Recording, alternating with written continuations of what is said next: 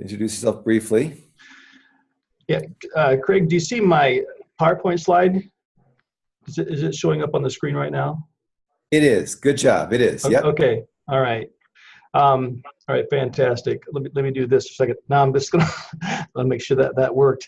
Hi everyone. My name is Alan Heisterkamp. Thank you for this opportunity to share with you some of the work I'm doing here just south of Ping. Actually, I am a 3-hour drive just straight down Interstate 35 and really close, Ping. So we need to have coffee sometime. Let's figure out how it's going to work. So thanks for this chance to share with some of the work here. My topic is going to focus on some of the prevention efforts happening in the secondary schools here in Iowa.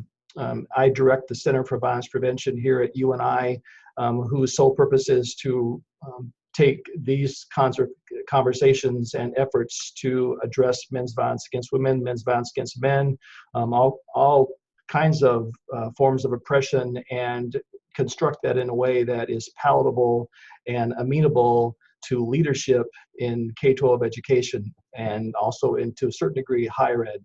So one of the first questions I have is those of you who I can see the picture on the screen here, wave your hand if you have a son, a daughter, a niece, a nephew, a granddaughter, a grandson, or a grandchild who is in grades K through 12. Just give me a wave if you know somebody, have a family member who is in that age frame. This is an important topic, obviously.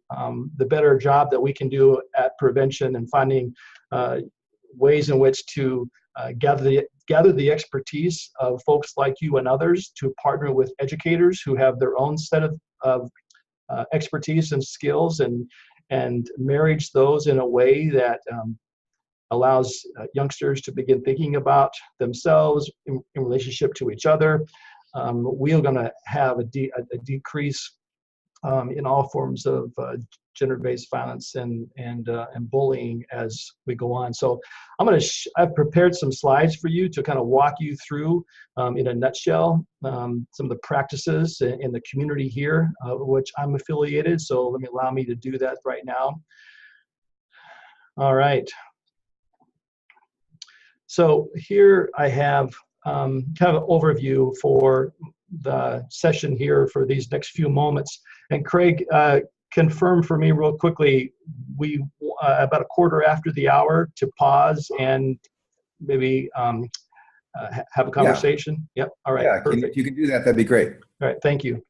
So I'll talk a little bit about my own personal and professional trajectory that began. I remember the exact day in April of 1999. We'll share with you some of the gender violence prevention programming that is sprinkled in. And if you can imagine the analogy of a steady drip, a leaky faucet, that's kind of our approach to prevention, is that it becomes a part of the woodwork of the schools and organizations who serve youth and families here in Iowa.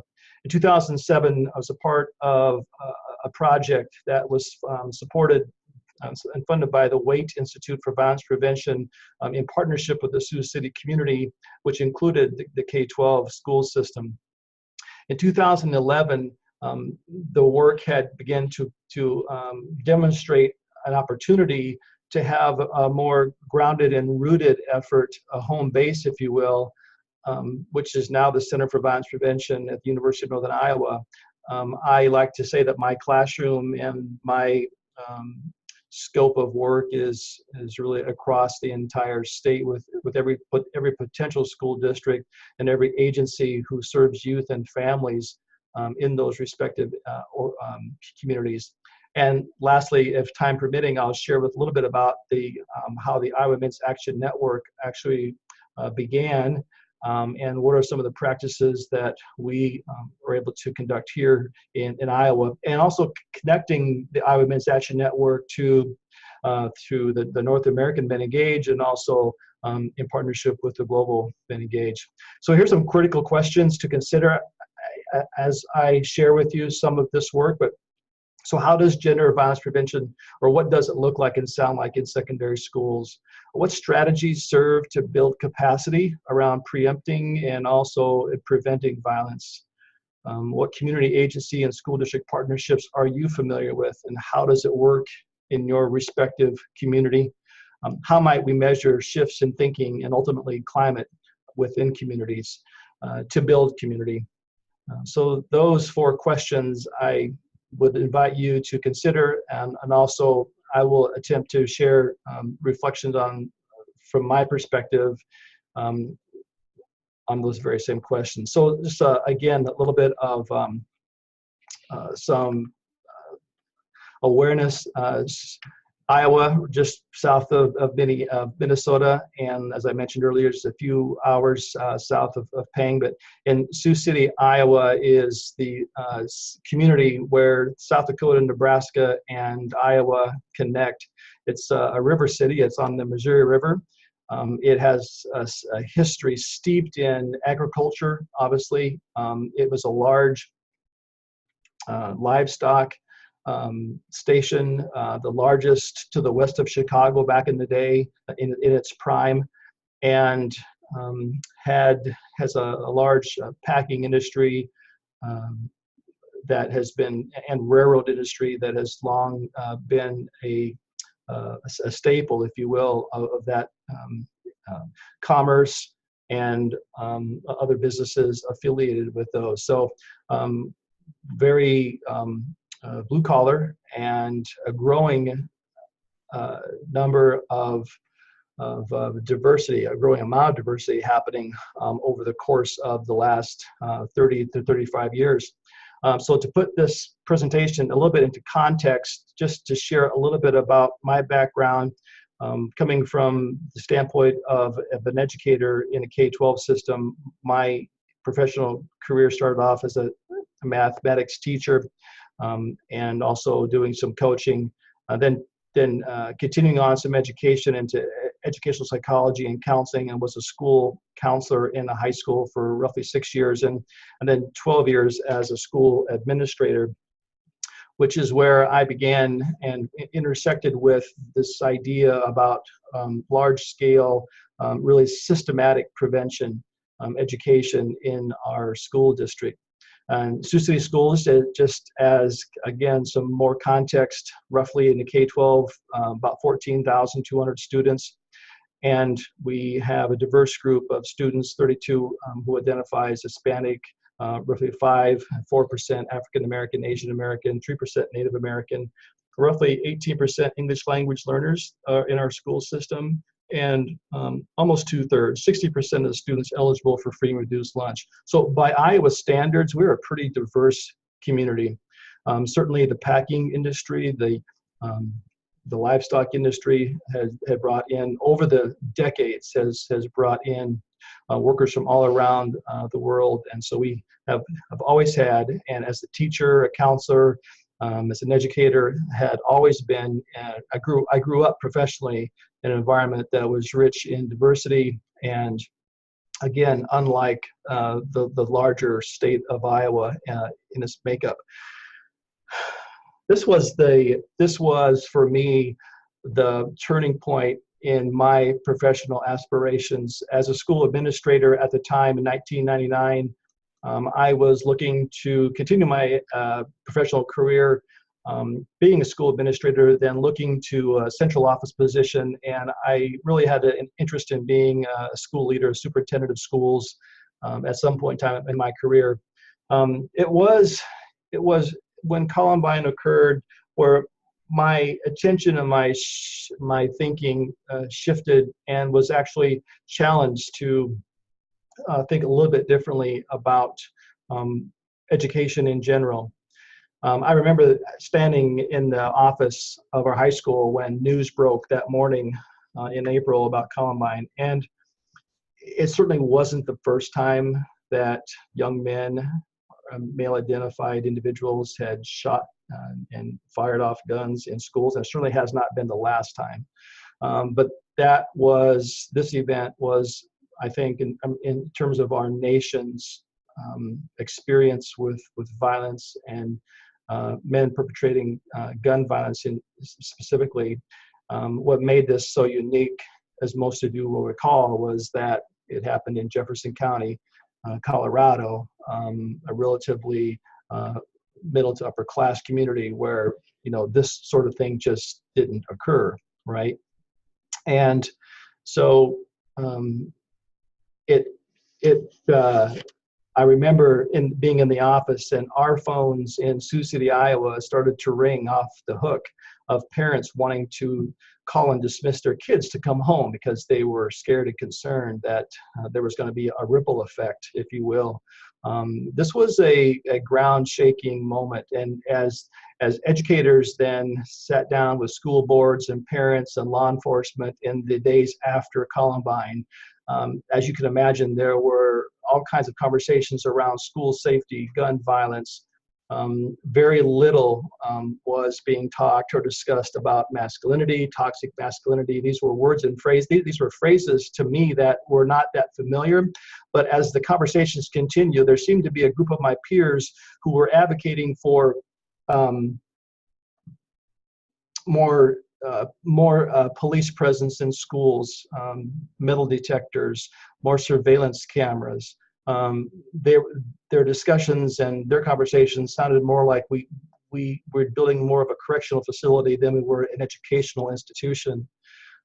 It was a colleague of mine, Judy Stafford, who was currently working with Cindy Wade at the Wade Institute for Violence Prevention, who had been and was interested and had been working on a national scale with some national partners around violence, particularly men's violence.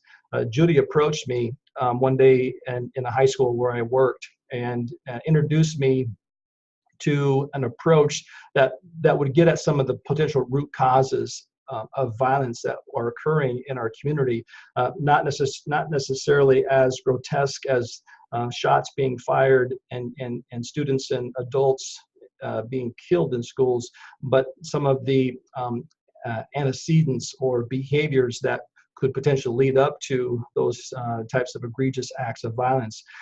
What she was telling me was making so much sense. It was the beginning of then several conversations that took place from myself, who was working inside a school system, inside a school building of roughly 1,300, almost 1,400 students. Again, very diverse in student makeup, but what she was talking about made so much sense.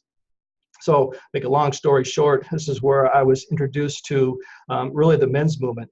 This in early 2000, 2001, 2002, was introduced and to the work of a lot of the colleagues that are currently on this particular webinar, but are involved in NAMEN, but also across the country in various ways of really examining masculinity and men's violence against women, men's violence against men. And this was an introduction to me as a professional. It made an incredible amount of sense, and I wanted to learn more and study more. And so, again, working educationally, my dissertation was really on male public school administrators and their thoughts and ideas and attitudes about these very topics. And so my interest was certainly supported by the Wade Institute, by the Sioux City School District where I work, and we began to find ways in which to start building capacity. We knew that if we were going to increase the likelihood that behaviors that not only get in the way of education, but healthy relationships and security and safety, is that we need to engage the students in this discussion. So while the adults from all sectors of our community came together, it was really the student leaders that were identified, that were really a cross-section of our student bodies. Those in partnership with the adults in the schools, we began to work together. They became the spokespersons for healthy relationships, for talking about unhealthy relationships, healthy masculinity, etc. And these conversations and structures were put in place. So with practice, with each other, we began to reconfigure how we were doing business in our schools to allow for time during the school day. This is instructional time during school day, to call time out, to have these conversations we used a scenario-based approach to talking about and understanding about behaviors, bullying and violence, gender-based violence being wrong, but more importantly, what do we as a school community, what do we as students in this building hope to achieve, and how do we want to interact and live in community with each other? And so it was hours of practice and dedication from groups of students who saw the validity in what we were doing. This was one of the only programs that I was aware of at the time that was, at least in Iowa, that was really seemed to be able to engage men or be more invitational to boys and men in that conversation, which was, again, for me, just coming into this work, it was obvious to me that women and girls have been having these concerns and these discussions for a long time, vis-a-vis the women's shelter movement, the leaders, and understanding the dynamics in the history and really finding ways in which to engage boys and men in this conversation. We were having success in doing that because primarily we were engaging, some of the men's leadership in our community and modeling, working in partnership with coalitions and other female identified leaders in our community.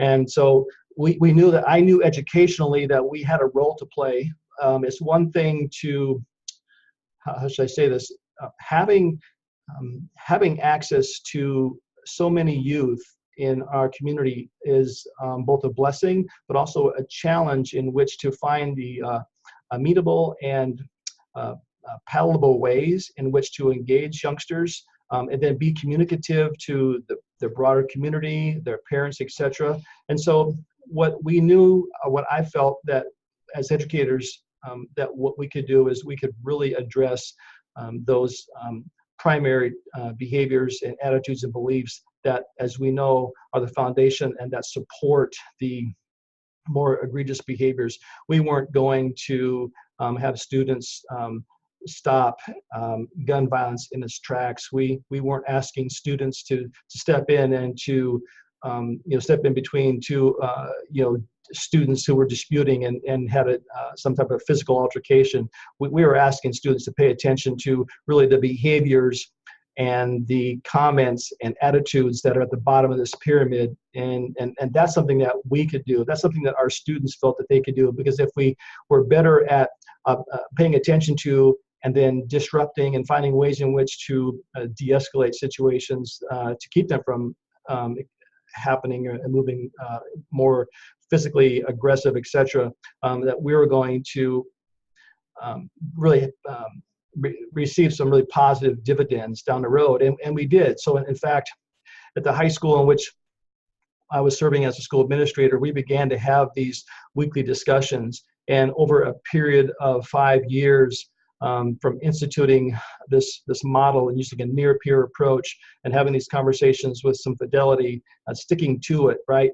Despite the spikes in numbers, that we knew that if we stuck to this over time, our students were really convinced too that we were making some differences. Myself personally, every time I see this chart, I remember back in 2002 recording that very first dot there. 45 violent. It was a violent incident in our school, a physical aggressive behavior actually.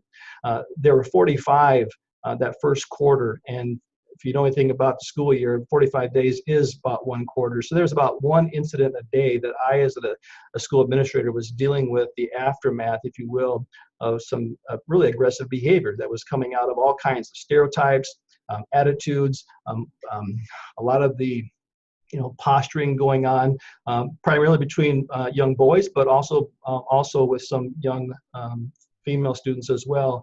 But over time, we were able to demonstrate the effectiveness and the calmness with which our school ultimately began to live, and it was a different climate, a different feel to the school, and again, in part for really engaging with student leaders in that capacity. So this led to that really opened our eyes and We wanted to be more intentional about what was happening in this one building, and we wanted to spread it to the other two large high schools in that same district at the time. And the Wade Institute was helpful in really kicking us off with this initiative. And these were our needles that we wanted to move. The question was how we were going to do it. We wanted to increase the number of adults who talk to kids about these issues, because that's an important strategy. But we wanted to increase the number of students who believe that these behaviors are wrong. We wanted to increase the number of students who were willing to intervene against it, and also to increase the number of youth who were likely to observe their friends also intervening. In other words, we wanted to build a culture and a climate where it was expected of everybody to identify and recognize that these behaviors aren't okay, but more importantly, what can I do as a friend, as a classmate, as a teammate? What can I do in multiple ways to respond? And over time, we should see an increase in through our data in our school and outside of our school with regards to some of our juvenile court services, and we're already tracking the incidences of youth violence in the communities with thefts, with robberies, with assaults, drug use, et cetera, et cetera. We had been collecting that data as well. We knew that to reach to really reinforce the messages inside the community, we needed to really reach to the outside of the community. So we devised a series for 4 years, a variety of campaigns, if you will, where we blanketed the community. This is a community the size of about 120,000 in population.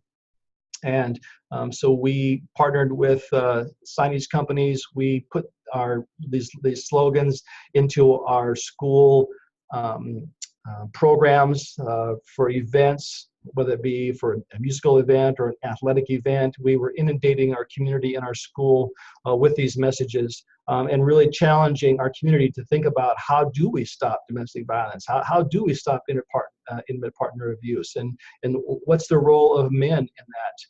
Again, these are questions that we were posing to our broader community, and we were finding bus stops and buses and billboards, and it was it was very difficult to not navigate in our community and not see one of these public ed campaigns splattered across the community.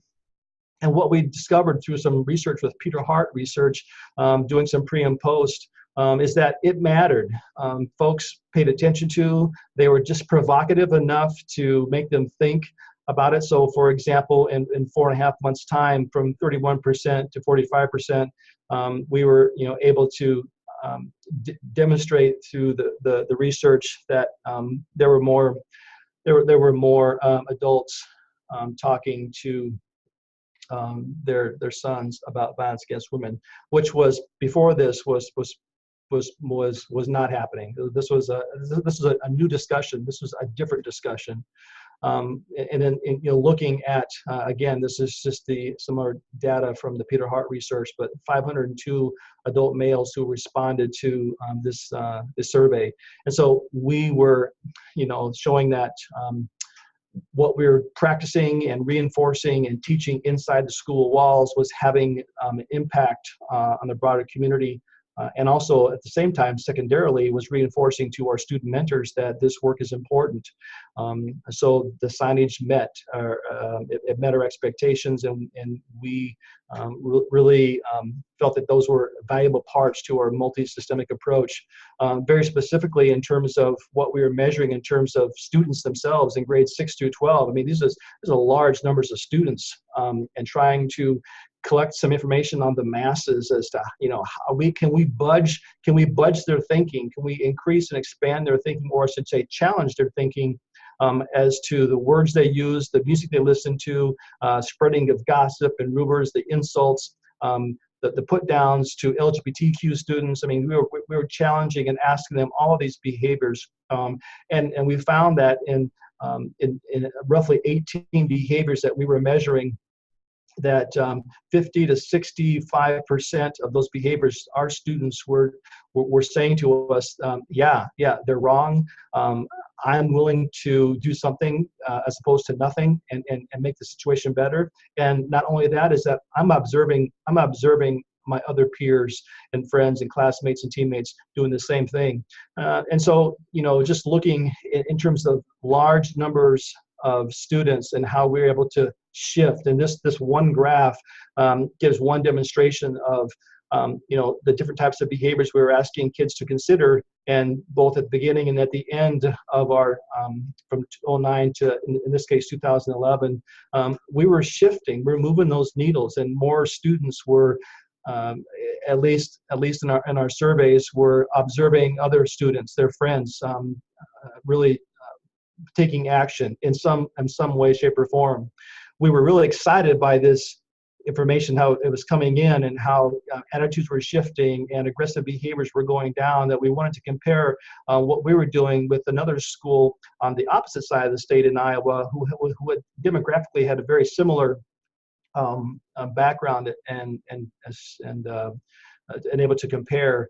And the Sioux City schools and the comparison school, again, on all but one factor, had some significant differences from the students as well. So we knew we were on to something. We knew we were showing some shift in thinking that was actually manifesting itself into fewer aggressive behaviors.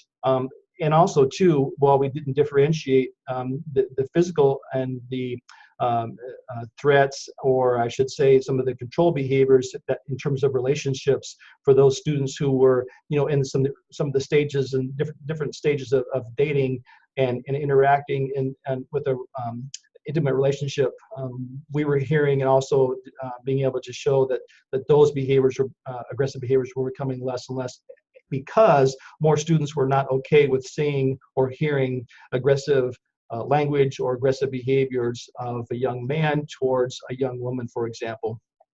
In essence, we were, without really having the intention, what we really demonstrated to ourselves and to others of why we were seeing, I think, some of the movement that we were, is because this multi-systemic, multi-partner approach, it really was a socio-ecological model that was materializing before our eyes, because we knew in our work together in the community that this was a community issue, that it wasn't a school issue. And so when we looked to see what we were doing at all those levels, it began to really kind of make sense to us as kind of drivers of the strategies, but also we felt much more unified as partners.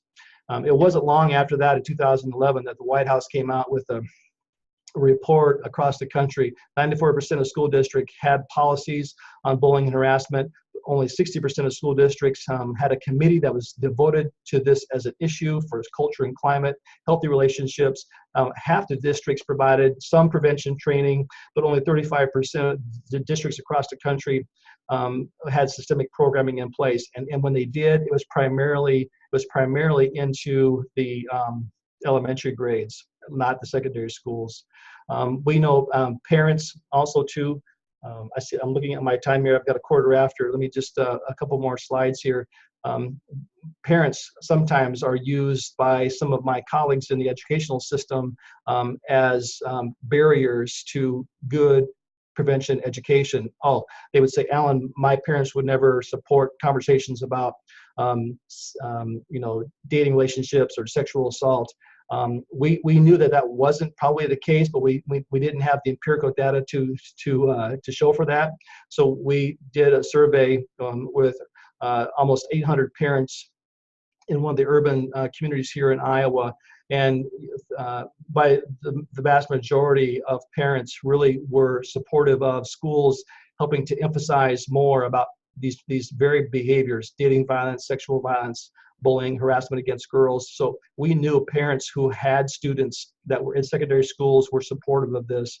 And this is really important to answer this next question. And that is because when we look at this K-12 or K through 16 continuum for social emotional learning, across the board, almost in every state, almost in every elementary school, you will find more than likely programming that's implemented by the teacher leaders in those buildings and in partnership with community agencies. They'll talk about bullying prevention, character education. We've adopted those in most school systems across the country. What we haven't done a good job is making it systemic in terms of secondary schools, which is an unfortunate situation because when those youngsters graduate from high school and head down the path of higher education or military or work, they're not necessarily going to be as skilled or as knowledgeable of some of the issues related to gender-based violence, knowing the risk and protective factors, and also this notion that we have a responsibility to ourselves and to our peers and our friends and our classmates and to everyone to be that supportive individual and to recognize oppressive language, abusive language, degrading language, innuendos, etc. when they occur. This gave birth to, and I'll close here, but this gave birth to the Center for Violence Prevention. Again, having some of the early success in Western Iowa, being able to expand and support, but not without being in partnership with agencies who, like in most states, have some amazing program, amazing staff, but find it challenging and difficult to get into school buildings or school systems and to be accepted in as a part of the social and emotional learning curriculum that we so desperately need. So it's these partners here in Iowa. Every state obviously has parallel groups and associations with them, but working to build community. So thinking about communities of practice is for myself here as the director of the center. The work of the center really is done in partnership with the folks who are on the ground, who are in communities, who have the expertise, have the materials, but need the time and some ability to connect with school folks. And that's kind of been where I've been able to kind of help build some partnerships and to do some of the work. So that's I think I'll stop right there, Craig. And this is just a slide here about the center, where, as I said earlier, the classroom, my classroom is across the state, and working, whether it's in higher ed, or whether it's in secondary schools, or working with community partners like the juvenile court service agencies, chiefs of police, who want to really become have a much more stronger positioning in prevention in their community. We've found some amazing partnerships that we're just beginning to cultivate, and it's just a great opportunity to have moving forward. But for us, it's all about building capacity and being inclusive and identifying leaders at all levels for the purpose of preventing all forms of gender-based violence. So, yeah. Thank you. I think I'll pause right there. A lot. It sort of felt like a 2-hour presentation packed into 25 minutes. Sorry. I know how that. I know that we have so much to say. It makes me want to have these community practice sessions longer or something. At any rate, I do have one question I want to pose to you, which is, and there's another one posted here I see, which is that have you had experience bringing this to new districts that you're not yourself involved in, like a training environment? And particularly, I'm curious about how schools that are more focused on test scores and performance than school climate, and moving them towards being motivated to attend to school climate. Right. Schools are school districts are a lot like individuals that show up to your trainings or our trainings. They all come in at kind of different levels of awareness and readiness, if you will. And so that's kind of how we approach it. I will say this, that unfortunately, I get calls from superintendents of schools or board presidents after sexual assault has taken place within the student body, after the fact, right, and which is, so that's the key, one of the keys, yeah. That is, but there have been schools that we're about at 12-13% of the schools modeling and implementing some variation of a near peer student or adult supervised but near peer approach in the high schools with success who have done it just because it's the right thing to do and it's preventative in nature. And there are other schools that have had to go through some really serious situations. Not exactly like the recent documentary that came out, Audrey and Daisy, which really put the spotlight on this particular topic around secondary schools and sexual assault. But no different than the hunting grounds, which made the rounds to the video documentary to a lot of colleges. So colleges, motivated some conversation. It did. And some response. We have another question to Alan from the audience. Yeah, Laxman had a couple of questions, I think. Laxman, do you want to ask them yourself?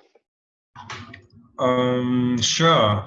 Great work. I have heard about that before, but now I'm listening and I'm really happy about it. I was wondering especially on two things, and one was about the change measure you were looking at. Did you do any triangulation as relation to the experiences goals where the changes in terms of behavioral experiences they were experiencing from boys who were part of this work?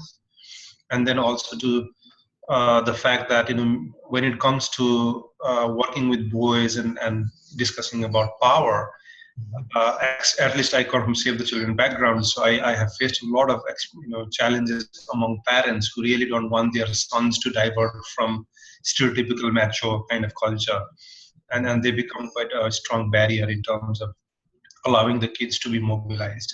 So wanted to listen to your experience. Yeah, so thanks, Lakshman. That's a great question. Let me start with the last one first.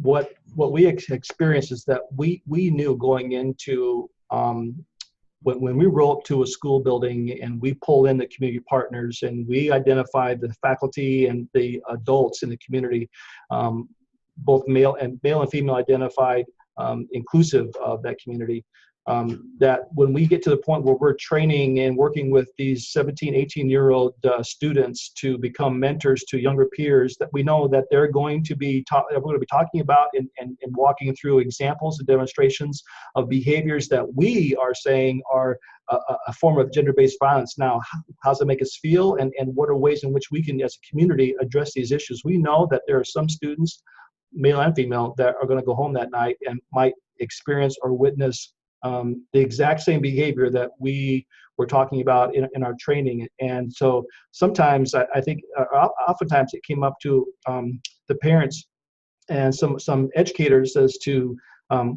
Alan, we might be putting these kids in a situation that's really conflicting with a home situation or something personal to them. And I guess to that comment, my statement, my thinking has always been, well, if they're in that situation right now at home, this training, this training isn't going to change what's happening at home, but there's a possibility, there's an opportunity for this young person to be able to find some potential ally, resource, or a confidant, an adult maybe, that can help them walk through some of the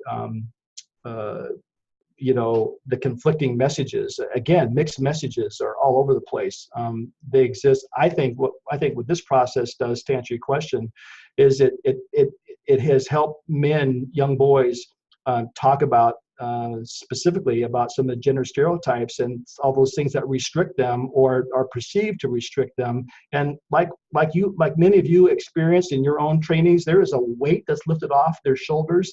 They become almost giddy to the fact that they don't have to walk around with this mask on anymore. And these are 14 and 15-year-old kids that are like understanding for the very first time that, it doesn't have to be like this. But yeah, no, there's challenges.